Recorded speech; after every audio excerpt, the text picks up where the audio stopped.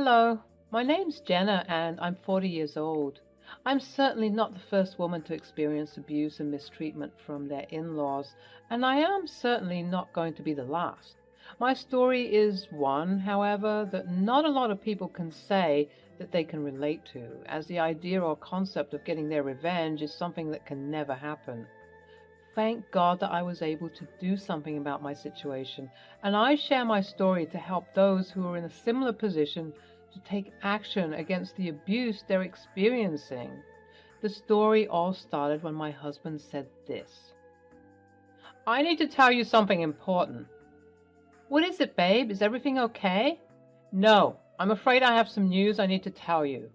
I saw my mom and sister do something very awful." "What? What is it?" "I finally believe you. I don't think these women want what's best for you, and I'm so sorry I never believed you." Micah is referring to all the instances in which Gladys and Hannah, my mother-in-law and sister-in-law respectively, disparaged and humiliated me for no apparent reason. Instances include deliberately ruining my outfits for formal occasions, sabotaging my food and drinks so that I embarrass myself in front of everyone, and even slandering my good business. All because they're mad that I took their precious little boy away from them. I had told Micah about this time and time again, but he would not listen to me. But for some reason, at this moment, he managed to believe me. "Oh, well, what made you finally believe me?" "Well, I saw this." Micah proceeded to show me some of the security camera footage of our business. Micah and I run a business that sells crocheted paraphernalia, from baby clothes to purses. We sell anything and everything that can be crocheted. Our business was doing quite well for some time, and since it was mainly my idea business, my mother-in-law and sister-in-law never failed to discourage me from pursuing it properly. "Are you sure that you want to be part of this business? It's not good. It's going to tank in no time." "Especially with your expertise, or the lack thereof." "Excuse me?" "What she's trying to say is that you're not well equipped enough to handle this business. You should just quit while you're ahead and become a simple housewife or working woman. You can't start your own business. You're too dumb for that." Do you see what I mean? These women would always try and refrain me from doing things that made me happy. I think they must have been jealous, because why else would they do something so horrid? My suspicions of them being evil finally came to light when the aforementioned attempts at humiliating me were underway. And even in those moments when I'd cry to my husband, showing him my ruined dress, asking him to taste my sabotage food, and exposing their illegitimate claims about my company, he wouldn't hear it. He had to see it for himself, and then he finally did. The video footage that Micah showed me was truly awful. I didn't know people could stoop this low. In the video, we could see two masked individuals of feminine frames, one seemingly taller and one shorter, trying to vandalize our building. They had spray paint and they were graffitiing our store. "Take a closer look. Look at this lady with the necklace." I did as he said and looked closer, and sure enough, that looked to be Gladys's rare and exotic necklace that Micah got her when he was in Fiji. "I see what you mean now. Who else could it have been? They look quite similar. I believe you now." I broke down crying. I was angry and hurt because it took him this long to believe in me. But I was also relieved because someone finally saw what I was going through. I didn't want to tell him about this because this was his family. I couldn't exactly slander or sue them for the damages they were doing, but I did want to get my revenge. And I had been pondering on what my revenge would look like for a very long time. Suddenly, Micah was receiving a phone call from Hannah. Speak of the devil, am I right? He answered it, and they talked for a brief time.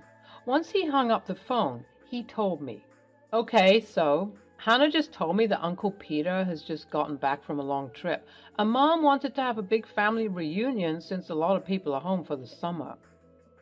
Okay, when? This weekend.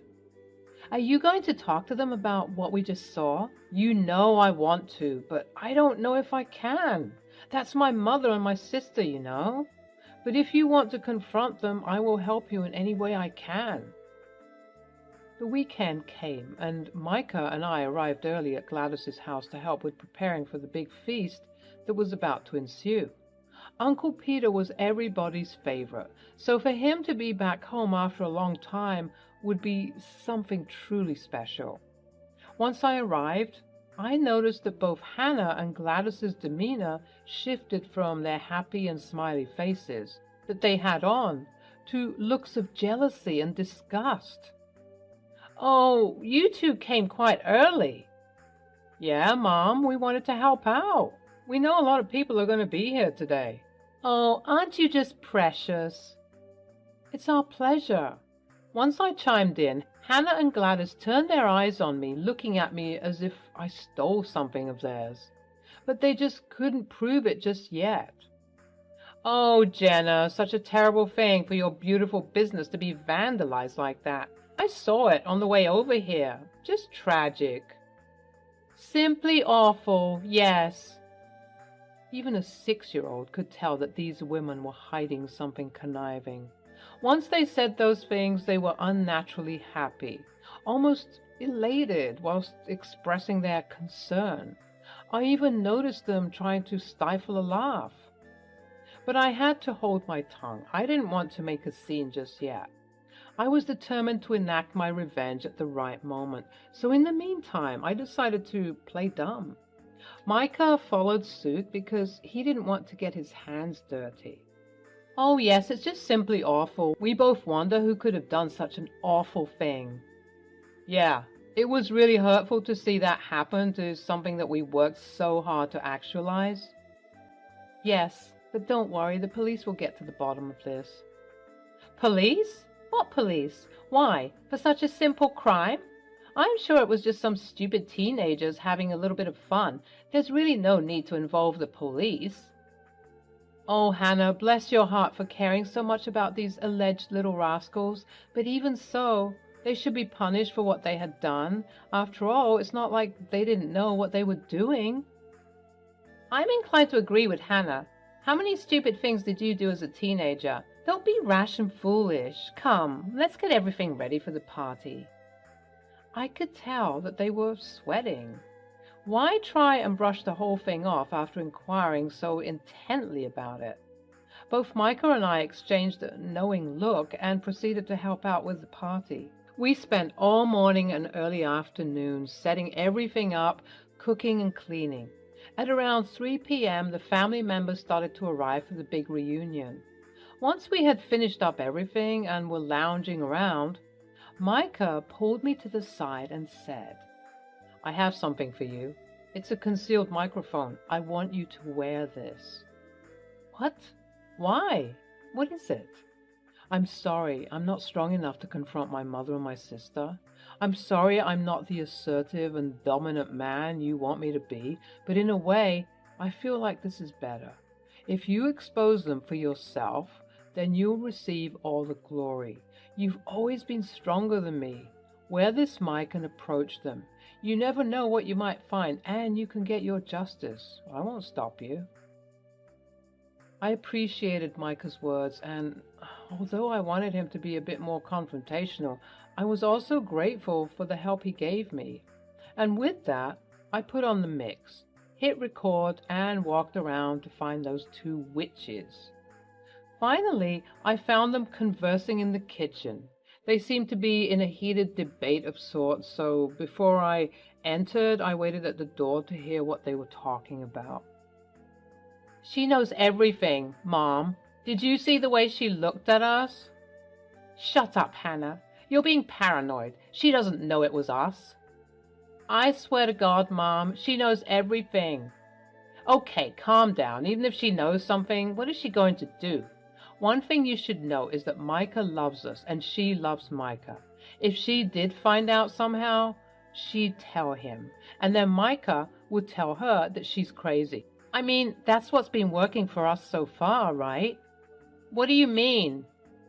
Remember how we put ink on her dress before her pitch about the crochet business? Or how we put the spoiled milk in her food and drink? She told Micah about it. There was no way that she couldn't have shared her suspicions with him. But because he loves us, he was willing to overlook it. He'll do the same for us now. At that moment, I burst into the room because I was getting irritated with their villainous talks. Although I had been recording the whole ordeal, I was fearful that perhaps because I was far away, the mic hadn't picked up anything. I had to get closer to gather evidence against them and use it for my revenge. Hello, you two. Uncle Peter will be here any minute. Are there more things that need to be done? Geez, Jenna, you startled us. Yes, Jenna, I have a weak heart. Don't do those foolish things again. Apparently not weak enough. What did you just say? Oh, I didn't mean anything of it. Just that for such an aged woman, you do seem to be quite active. Active? How, dear? Well, I could have sworn I saw you. Perhaps it was a dream or something, but I swear I saw you engaging in some rigorous activity recently. You were wearing something black, I believe, and you were also wearing a mask, I think. They stopped what they were doing for a brief moment. Bingo. Yeah, I believe you were doing something quite rigorous. I believe it might have been something quite bad, actually. Just what are you getting at, actually? I think that you know what exactly I'm talking about, sweetheart. Gladys proceeded to close the door so that we could have a quieter discussion. What are you trying to insinuate? Well, I'm not trying to insinuate anything. Okay, well, we don't know what you're talking about, so hush now.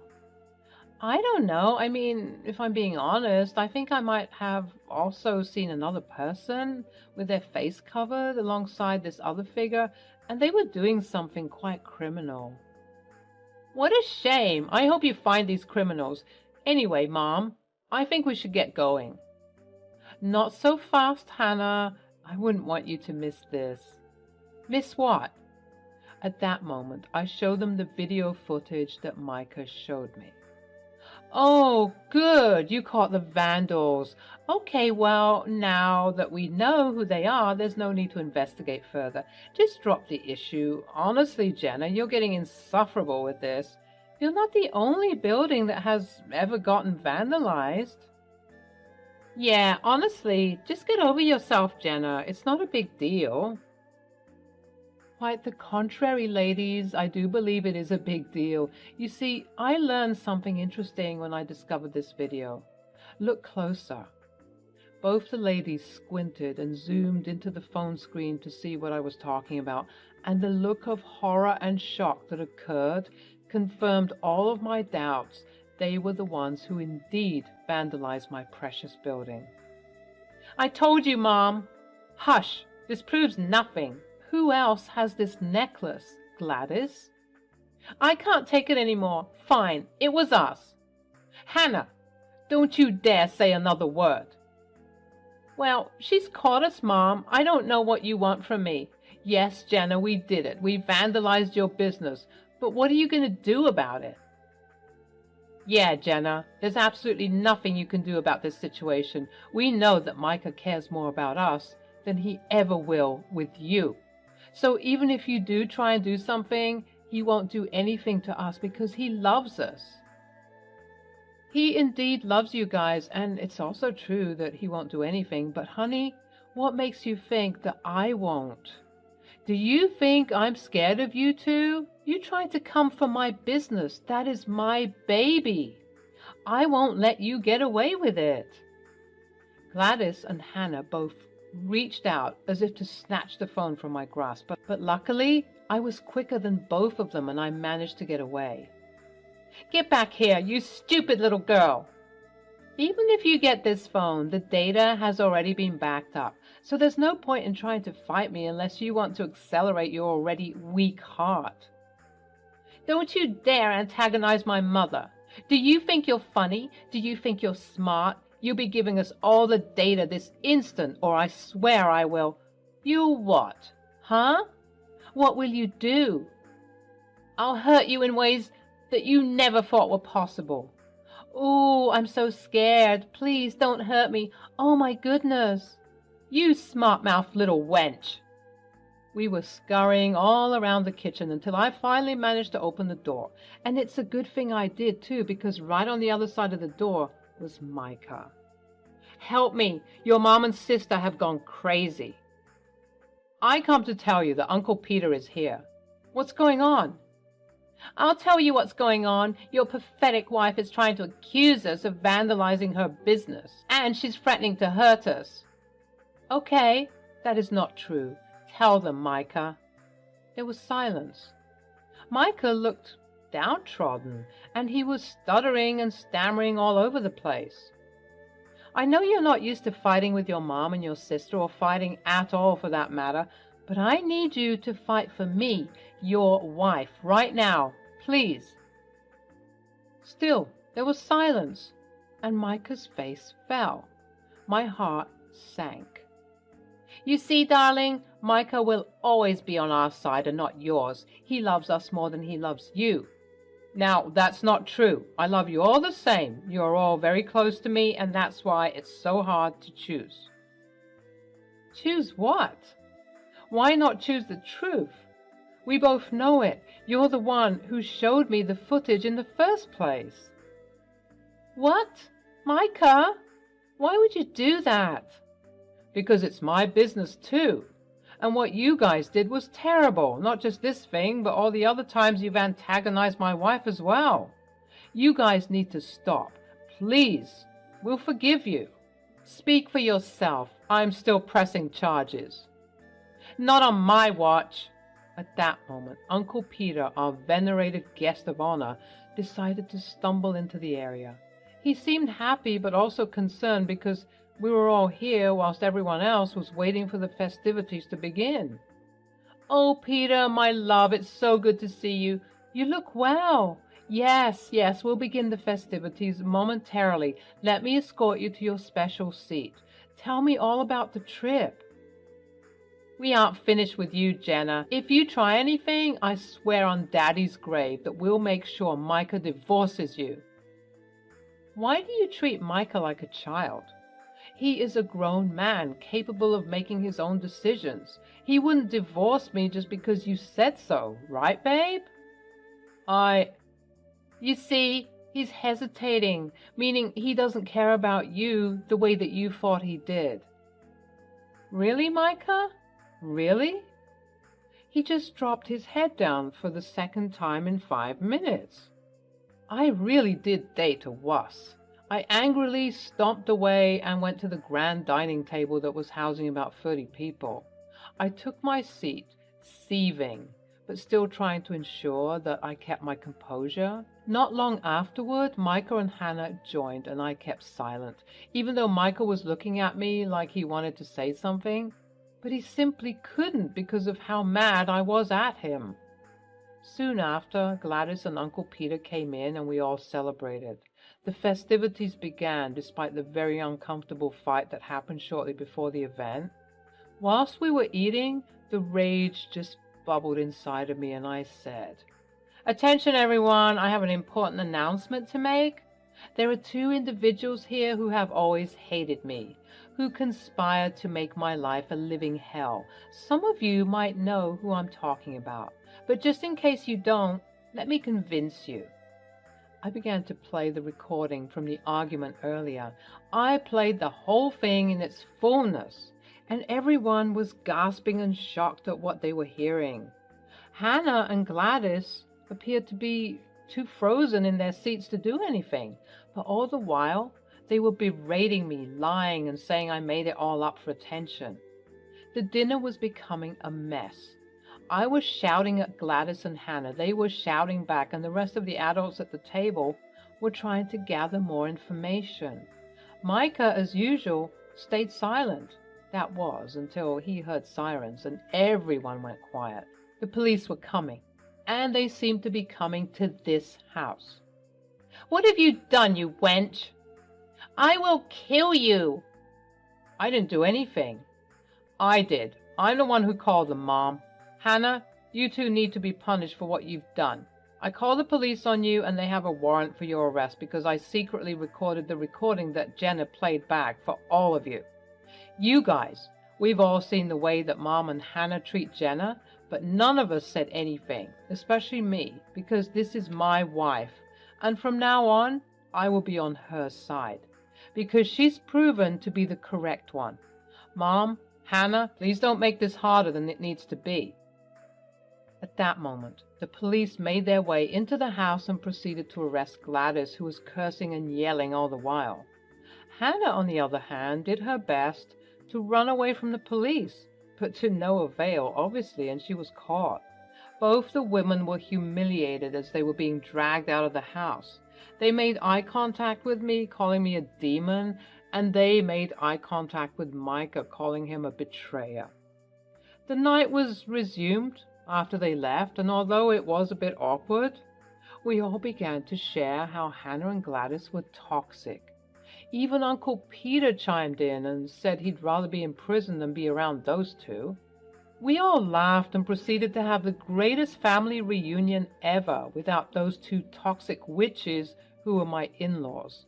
They spent the night in jail, thinking over what they had done.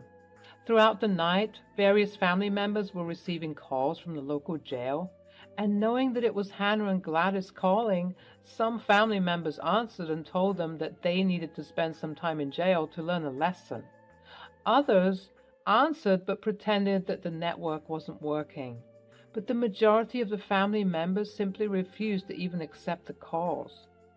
It goes without saying that Micah and my relationship improved tremendously after he helped me out by calling the police.